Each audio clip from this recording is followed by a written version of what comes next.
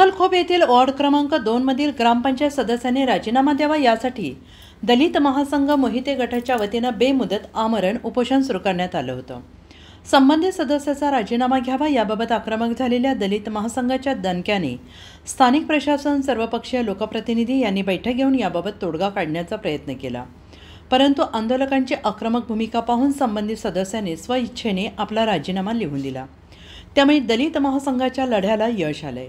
आंदोलनाच्या रेट्यामुळे ग्रामपंचायत सदस्यांनी राजीनामा देण्याची जिल्ह्यातील बहुधा ही पहिलीच घटना असावी। पलूस तालुक्यातील अंकलखोप गावातील वॉर्ड नंबर 2 मध्ये विकास कामांना खो घालणाऱ्या सदर वस्तीतील नागरिकांशी बेताल वक्तव्य करणाऱ्या ग्रामपंचायत सदस्यांनी कर्तव्यात कसूर केल्याच्या पार्श्वभूमीवर अखेर ग्रामपंचायतीच्या सरपंच राजश्री सावंत यांच्याकडे आपला राजीनामा सुपूर्द केला। यामुळे सदरचे आंदोलन स्थगित करण्यात आले। अंकलखोप वारे वस्तीतील कोणत्याही प्रकारची विकास कामे झाली नसल्याने आक्रमक झालेल्या वारे वस्तीतील नागरिकांनी वॉर्ड क्रमांक 2 मधील 3 सदस्यांचा कायमस्वरूपी राजीनामा घ्यावा यासाठी 5 जून 2025 पासून दलित महासंघ मोहिते गटाच्या वतीनं बेमुदत आमरण उपोषण सुरू केले। विकास कामांना खीळ घालणाऱ्या आणि संबंधित भागातील विविध विकास कामाबाबत विचारणा केल्यामुळे बेजबाबदार आणि अरेरावीची भाषा वापरून अपमानास्पद वागणूक देणाऱ्या वॉर्ड क्रमांक 2 मधील एका सदस्यासह 3 सदस्यांचा कायमस्वरूपी राजीनामा घ्यावा अशी मागणी करण्यात येत होती। या मागणीच्या अनुषंगाने ग्रामपंचायत सदस्यांनी स्वतःच्या कर्तव्यात कसूर झाल्याने तत्परतेने जबाबदारी स्वीकारत राजीनामा दिला आहे। त्यामुळे दलित महासंघ मोहिते गटाच्या आमरण उपोषण आंदोलनाला यश आले आणि यावेळी उपोषणकर्त्यांनी संघटनेचे संस्थापक अध्यक्ष डॉक्टर उत्तमदादा मोहिते, राज्याध्यक्ष टिपूभाई पटवेगार, राज्य संपर्क माननीय वनिताताई कांबळे, जिल्हा संपर्क प्रमुख युनिसभाई कोल्हापुरे, भिलवडी पोलीस ठाण्याचे सहाय्यक पोलीस निरीक्षक भगवान पालवे, सरपंच राजश्री सावंत, ज्येष्ठ नेते घनश्याम सूर्यवंशी, सुरेंद्र चौगुले, प्रशांत सूर्यवंशी, सुनीता सूर्यवंशी, वनिता वारे यांच्या हस्ते सरबत घेऊन उपोषण स्थगित केलं।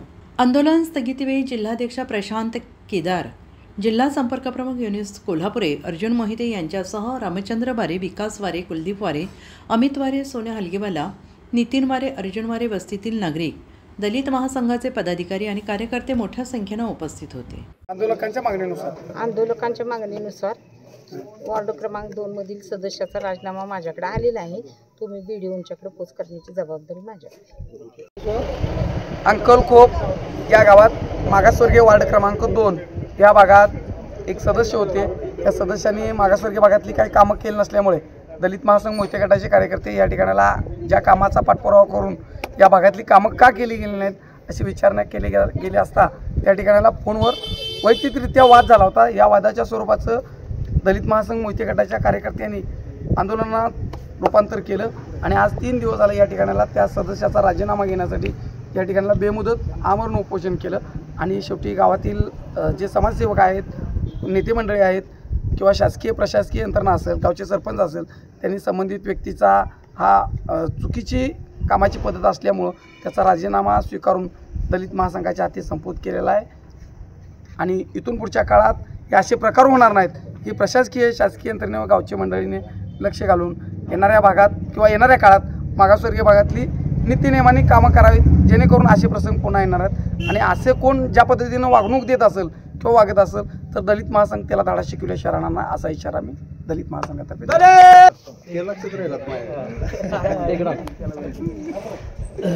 आज अंकलखोप ग्रामपंचायतीसमोर दलित महासंघाच्या वतीनं त्यांच्या विभागातील विकास कामाच्या संबंधी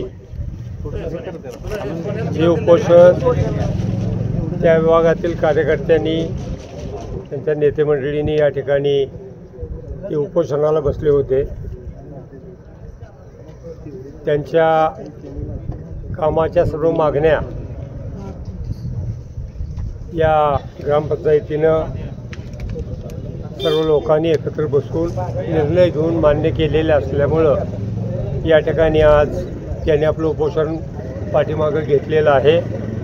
यामध्ये गावचे सर्व पक्षीय नेते मंडळी, ग्रामपंचायतच्या सरपंच, त्यांचे सर्व सहकारी, आपल्या विभागाचे API, त्यांचे सर्व सहकारी, गावातील सगळे कार्यकर्ते, घंटामुक्तीचे अध्यक्ष, या सगळ्या लोकांनी ज्या लोकांनी हे उपोषण संपवण्यासाठी मदत केली त्या सगळ्यांचे ग्रामपंचायतीच्या वतीनं आभार मानून यापुढे आपण सर्वजण गुण्यागोविंदानं आणि एकमेकाशी चर्चा करून संवादानं आपले सगळे प्रश्न सोडवू.